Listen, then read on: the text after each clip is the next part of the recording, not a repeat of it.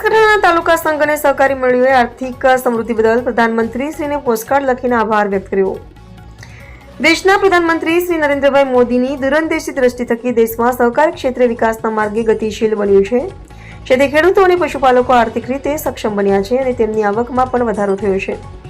ત્યારે સહકાર ક્ષેત્રની સમૃદ્ધિ સાથે પશુપાલકો અને ખેડૂતોના આર્થિક ઉત્કર્ષ માટે આભાર વ્યક્ત કરવા બનાસકાંઠા, ગુજકો, માસોલ તાલુકા સંઘ, સહકારી સેવા મંડળીઓ અને જિલ્લાની દૂધ ઉત્પાદક સહકારી મંડળીઓ પ્રધાનમંત્રીશ્રીને પોસ્ટકાર્ડ લખી રહી છે. આજરોજ બનાસકાંઠા જિલ્લાના સહકારી સંઘ અને સહકારી મંડળીઓ દ્વારા પ્રધાનમંત્રીશ્રીને પોસ્ટકાર્ડ લખ્યા હતા, જેમાં પશુ નિભાવ ખર્ચ માટે 0% વ્યાજે મળતી 2 લાખ સુધીની લોન, કેસીસી માટે ગ્રામ્ય કક્ષાએ માઇક્રો એટીએમની સુવિધા, PSCS computerisation common service centre, national cooperative exports લિમિટેડની રચના, ઇન્સ્યોરન્સ કવરેજ, જનઔષધિ કેન્દ્ર, બહુહેતુક પાક્સની મંજૂરી, ભારતીય બીજ સહકાર સમિતિ લિમિટેડની રચનાથી મંડળી દ્વારા ખેડૂતોને ઘર આંગણે સુધારેલા બીજ ઉપલબ્ધ થશે વગેરે બાબતોએ સહકારી સભ્યોએ વડાપ્રધાનશ્રીને પોસ્ટકાર્ડ લખીને તેમનો આભાર માન્યો હતો.